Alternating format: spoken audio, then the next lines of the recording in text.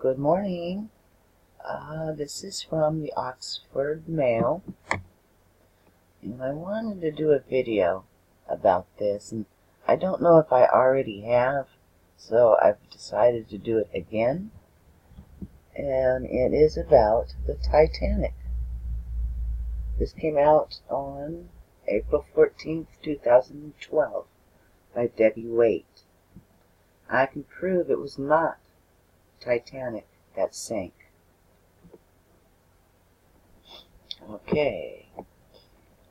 As the world tomorrow marks the centenary of the sinking of Titanic, Oxford author Robin Gardiner has released a book that he says proves it is a sister ship that sits at the bottom of the North Atlantic.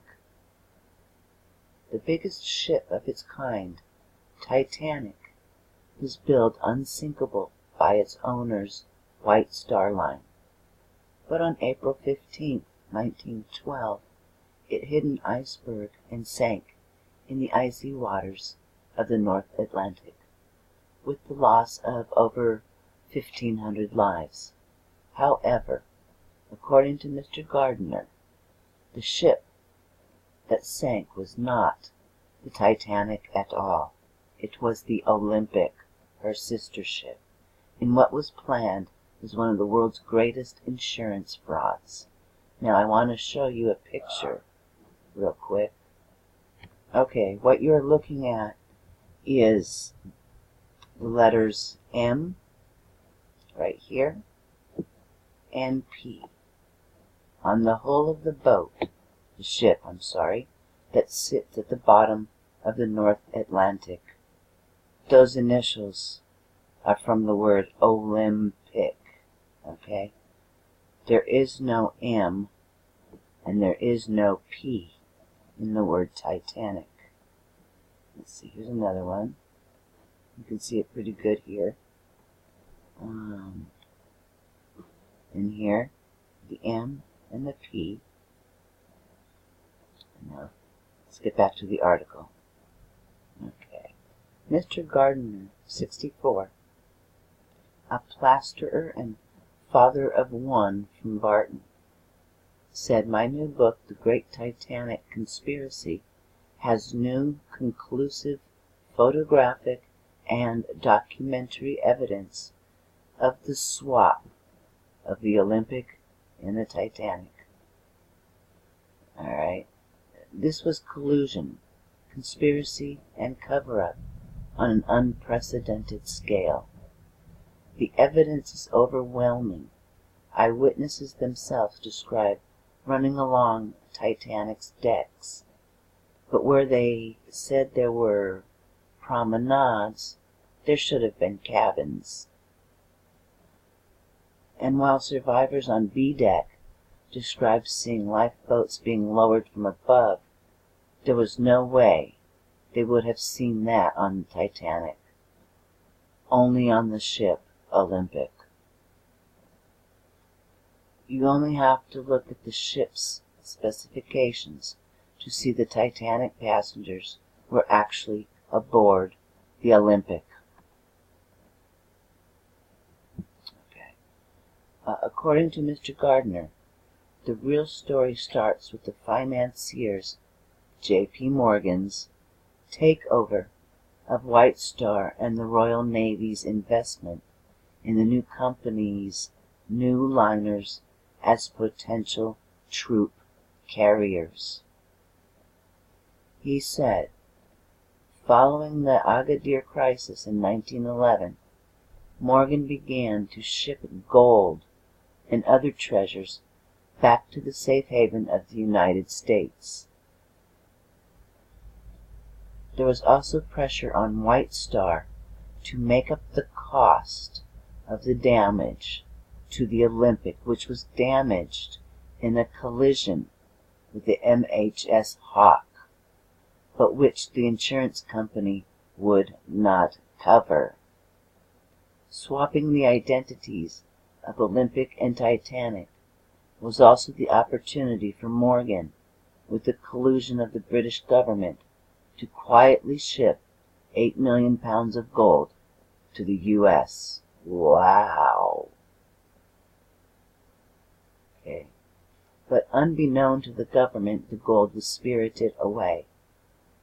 To the present day, the most common maritime insurance frauds involve changing identities of ships. But tragically, the planned staging and the sinking of Titanic, whereby other ships from the company would be on hand to rescue all the passengers and crew, went disastrously wrong, and more than 1,500 souls perished. Mr. Gardner even refutes that the ship hit an iceberg. The passengers described feeling a shudder. But if that sized ship traveling at that speed had hit an iceberg of that size, the noise would have been huge, and the impact would have hit everyone off their feet.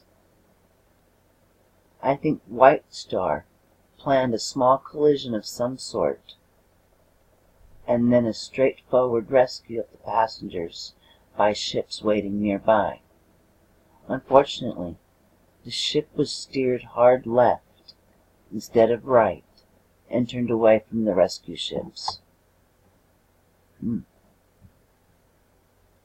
It may also have hit a wreck or another it may also have hit a wreck or another ship, and most of the passengers didn't stand a chance. Asked how people react to his views on Titanic, Mr. Gardner said, "I give regular talks and most people are fascinated, especially engineers who know how ships work. But this isn't hidden information I am unearthing. You only have to read the inquiry notes, see how people's testimonies were strangely stopped, and look at all the official paperwork to see the ships were swapped." Mr. Gardner said the real Titanic sailed on as the Olympic for the rest of her career, before being sent to the breaker's yard in 1937. He said, "I think all the celebration of the Titanic is a bit sick." Yeah, me too. "I don't think White Star planned to kill all those people. But they did die, and Olympic should be left in peace at the bottom of the North Atlantic as a grave. I am now working on an American-made documentary which will completely lift the lid on what happened with the Titanic once and for all. I will prove the ships were swapped, and this terrible accident was completely avoidable." The Great Titanic Conspiracy by Robert Gardner is published by Ian Allen, price $19.99. Alright, so I'm going to switch over to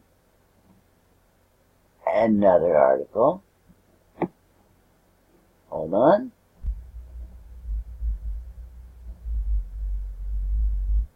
And this brief article comes from Just Right Things.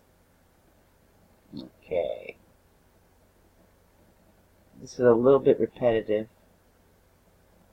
but it corroborates the previous article.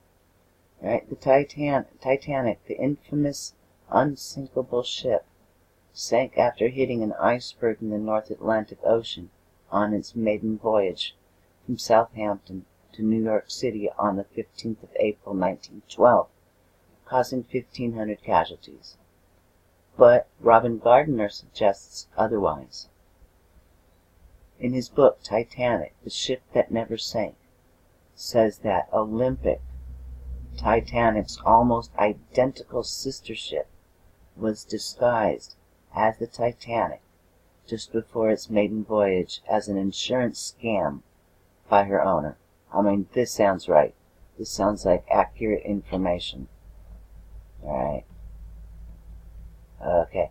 On the 20th of September 1911, Olympic was involved in a collision with the MHS Hawk, which was a Royal Navy warship. An admiral inquiry assigned blame onto Olympic for the collision, despite numerous eyewitnesses stating the contrary.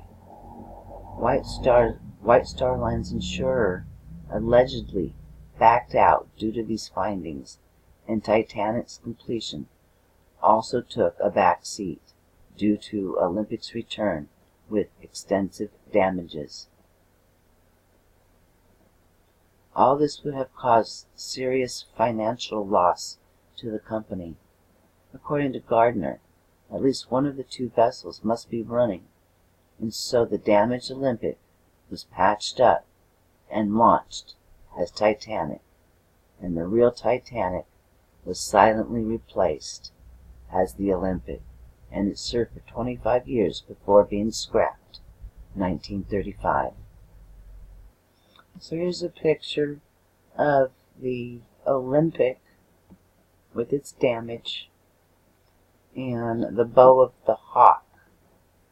Okay, now I wanted to point this out. The damage to the Olympic kind of looks like an upside down triangle.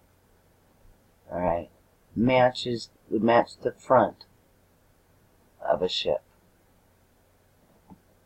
So the Olympic did survive being struck by the ship, and that simply was patched up. Okay, that was patched up, and it was completely disguised, and they sent the Olympic out as the Titanic's maiden voyage. Yeah, that would mean we've been lied to for over 100 years. Anyways, that would be it for now. I hope everybody has a wonderful day and be safe. Thank you for watching and have a great day. Peace.